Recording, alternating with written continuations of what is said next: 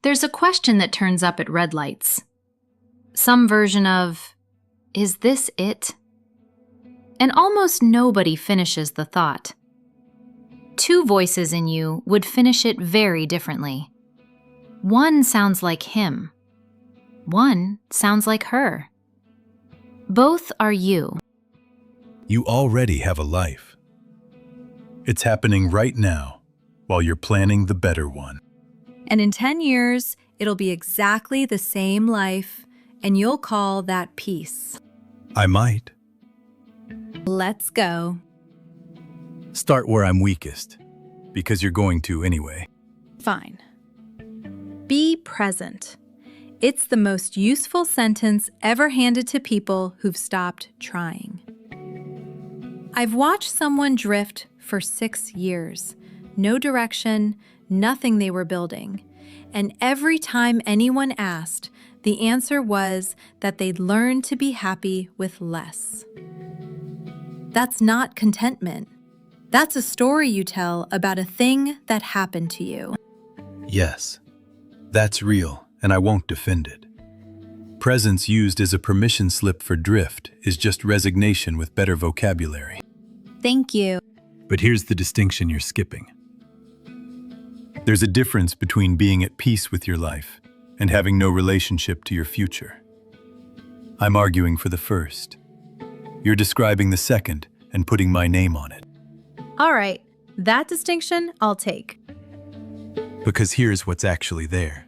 And it isn't nothing.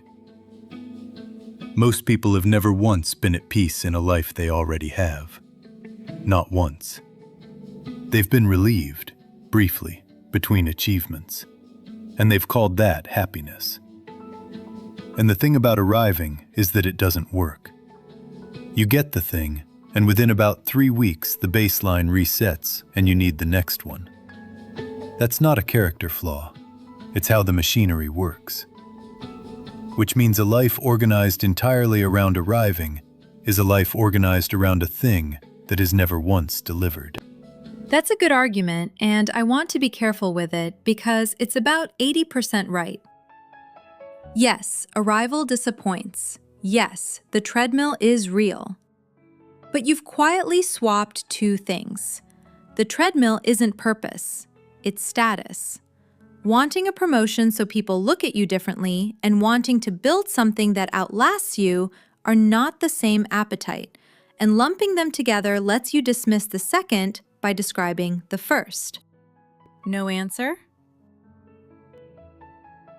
No, because that one's clean. So let me be precise, because this is the whole thing.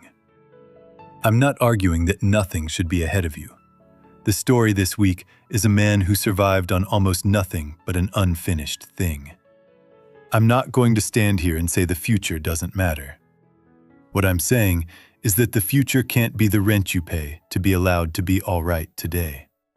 The moment your peace is conditional on the outcome, you've handed it to something that hasn't happened and may not.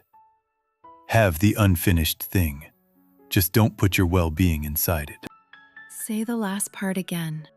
Have the unfinished thing. Don't put your well-being inside it.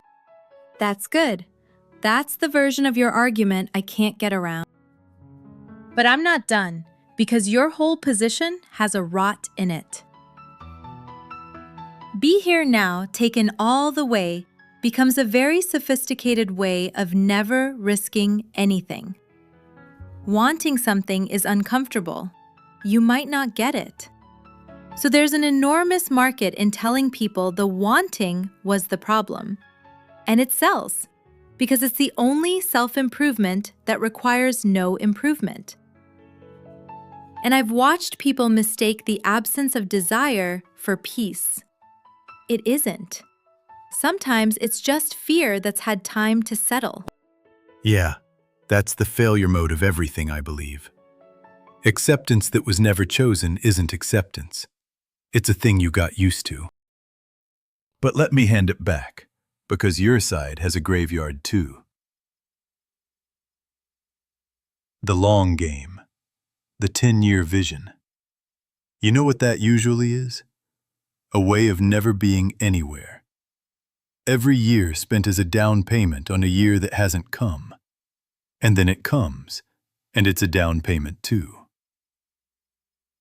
I've met people at the end of a long game who couldn't tell you a single specific thing about the decade they spent winning it. You don't get the years back. They were the life. That one's mine. Yeah, I've done that. So we've each named our poison. Which is more than most people manage in a whole argument. Can I say something I don't usually say out loud? Go on. I've called it contentment for years. And some of it is. But some of it is that I stopped letting myself want anything I might not get. It's very peaceful. It's also, I think it might be the safest possible way to spend a life. Why tell me that? Because you're the part of me that would have wanted it anyway. And I've spent a long time talking you out of things. Mine's the opposite. I've been leaving for as long as I can remember. There's always a next version of me, and she's always about 18 months away. And she's never arrived, not once. I've built a whole life out of a woman who doesn't exist yet, and skipped the one who is actually here. Look at us. Two halves of the same frightened person, both doing our best. So what do we tell them? Happiness or purpose? Neither. Both, badly, at the same time. That's not an answer. No. But it's what it's actually like. Have something unfinished. And don't wait for it to be finished to be here. Want it honestly. And notice the afternoon you're wanting it in. Peace that costs you your appetite isn't peace. And a purpose that costs you every year on the way isn't purpose. They were never opposites. We just take turns forgetting that. Want it and be here. We're not going to tell you who won. We can't. You need us both. But here's the useful part. Most people are stuck on one side of this, and they know which. If you're on his side, if you're at peace, and you've been at peace for a while, ask whether there's anything left that you'd be sad to never have done. And if you're on hers, if there's always a next thing, ask what year it is. Then ask what you actually remember about the last one. The question isn't happiness or purpose, It's whether the thing you're postponing is your growth. or your life, and only you can tell which. You already know. That's the uncomfortable part. You are being. You are becoming. Want it and be here.